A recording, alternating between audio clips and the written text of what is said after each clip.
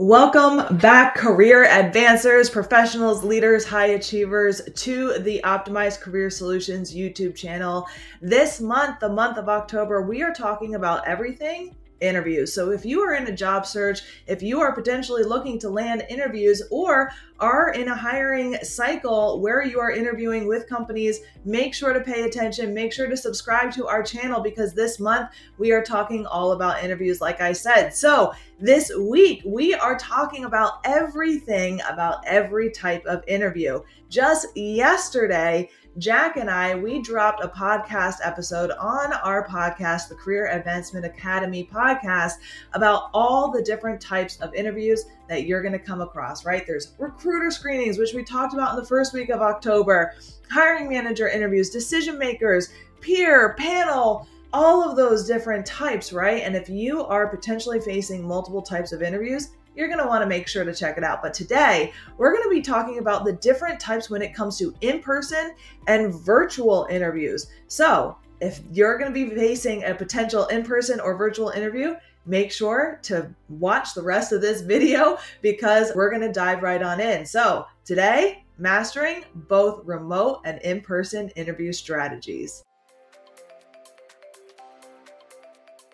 So today, in the digital age, right? The digital transformation, knowing how to nail both remote and in-person interviews can really be your key to unlocking your search and to land that dream job, right? In fact, according to Gartner, in 2020, 86% of organizations have incorporated new virtual technology to interview candidates during the pandemic, and that has continued since because it is a huge cost savings and it allows for organizations to meet multiple amounts of candidates, and it also saves people time, right? You're able to interview people and you're able to interview companies while not having to take off a lot of time to go drive to that company and come back. This also opens up the candidate pool to have remote workforce and to interview people from all over the country or the world. This is really, really exciting. So how can you master your remote interview?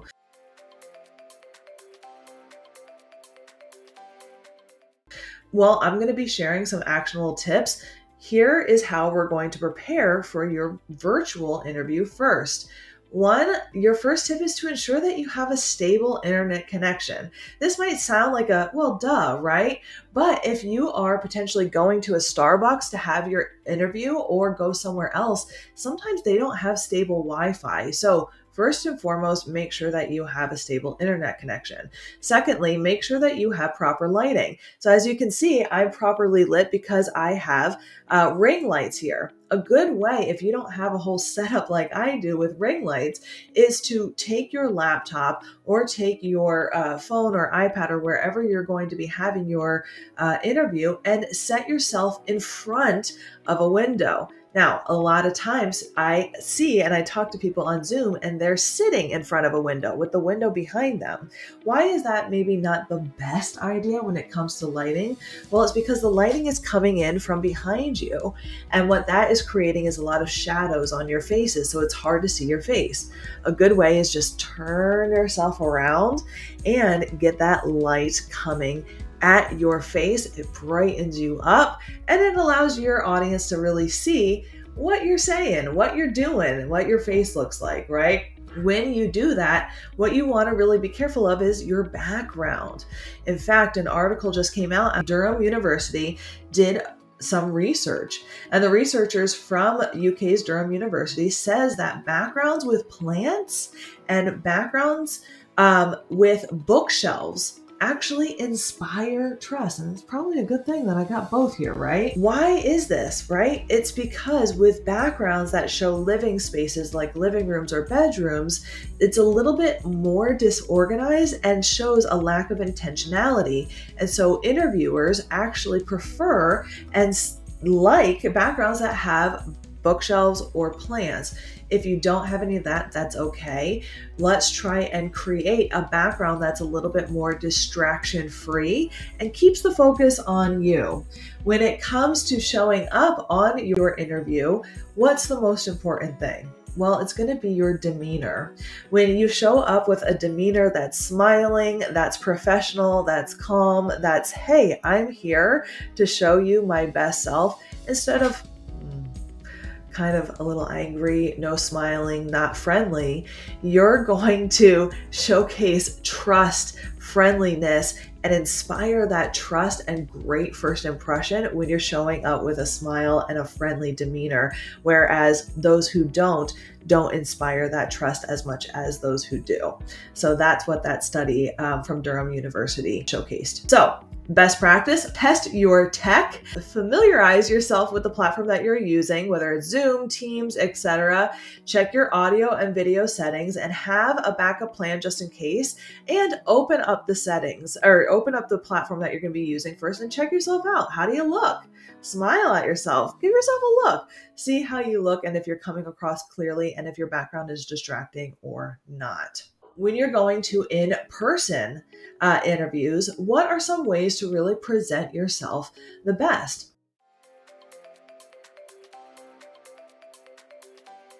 Right? In-person interviews allow that direct connection.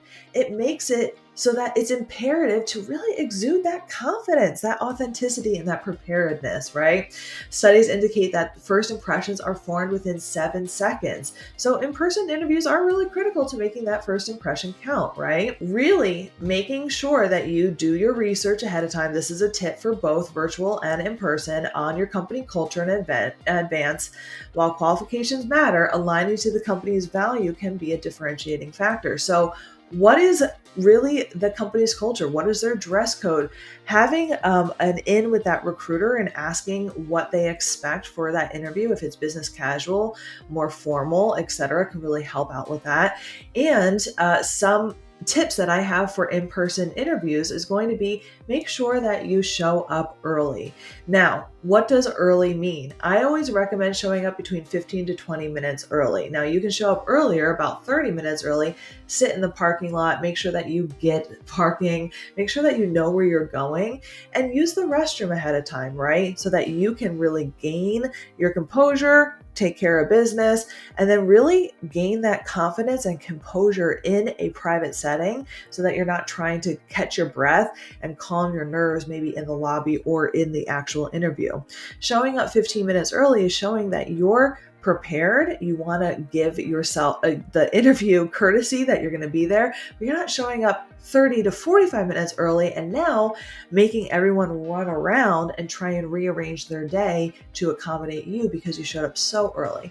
Again, you don't want to show up late because then they're having to accommodate for the other reason either too, right? So 15 to 20 minutes is a good idea. That allows for parking, that allows for bathroom, it allows to get a cup of water if you need to, and to get the lay of the land if you need as well. When it comes to that virtual interview and that in-person interview, you want to make sure that you're taking into account some of those nonverbal cues.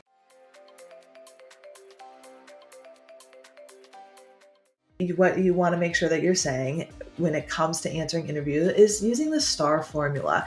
We have a whole video on that, but today I want to talk about looking your interviewer in the eye. Now, when you're in person, that's very easy to do, right? You shake their hand, you make sure it's a firm handshake and not too strong or too limp. But when you do so, you're looking them in the eye. When you are responding to their question, you're looking at them in the eye. You are having that in-person conversation. When you're in virtual interviews, it's a little harder to do because you're not even in the same room, right? So the best way to do that is to really attempt to look in the camera.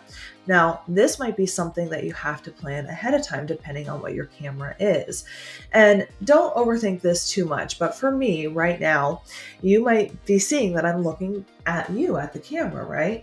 But in actuality, this is me looking at the camera right now. And if you're observant enough, you can kind of see it feels like I'm actually looking above you or above the camera. And we found this out ahead of time when my husband and I were looking and we got this camera that it actually seems like this camera is not accurate. When I look here, this is when I feel like I'm looking at the camera. So get a friend. If you have a new webcam, figure out where it seems like my eyes or your eyes are actually looking at the camera, and make a little note as to where that is on your screen. For me, I have a very small dot of clear Scotch tape right on my screen where that is, and that's where I look. Otherwise, you can make sure that when the interviewer is talking to you, go ahead and look at them on the screen when they're looking. And then when you're responding, look at that spot on the camera so it looks like you're really engaging. It's a small extra bonus tip, but when you can do this, it really sets you apart. But in person, make sure that you're looking people in the eye, that you are confident and you're delivering your questions confidently, both in person and on camera, because that's going to go a longer way than if you are stumbling over your answers or unsure. Our final tip that we have for both types of interviews is going to make sure that you're following interview best practices.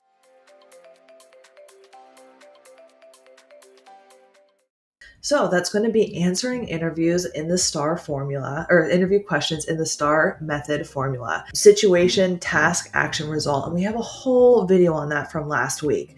We also recommend asking the right questions depending on who you are speaking to, whether it's a recruiter, a hiring manager, a decision maker, a peer, a team member, etc. And we have a whole video on that from yesterday, a whole podcast. And you can check out the recording of that when Jack and I recorded that podcast here on this YouTube channel as well.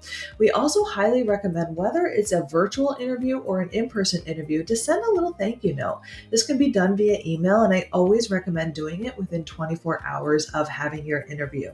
This is a great way, a thank you note is a great way of reminding that interviewer why you're a great fit for the role, some key notes and key points of what you spoke about in that interview that you can bring up to kind of trigger their memory of, oh yeah, that was a really good conversation, and to reiterate how excited you are about that job. In today's evolving job search landscape, mastering both the remote and in-person interview is going to help set you up for success, because the fact of the matter is that both virtual and in-person meetings, interviews, conferences, etc., are going to be a way of life moving forward.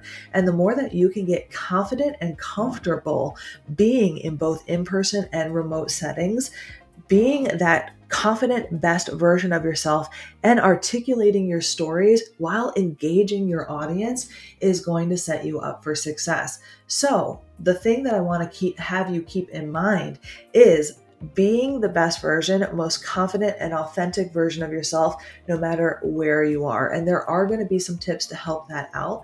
That could be making sure that you are decreasing some nerves, being confident, putting your shoulders back, having a great background, having good lighting. All of those things truly are just to help you feel the most confident and best version of yourself, so that you can make that connection with your interviewer, showcase how you are the best fit, and truly engage them to have a great conversation, so that you can make sure that it's a good fit for you and showcase why you're a good fit for them.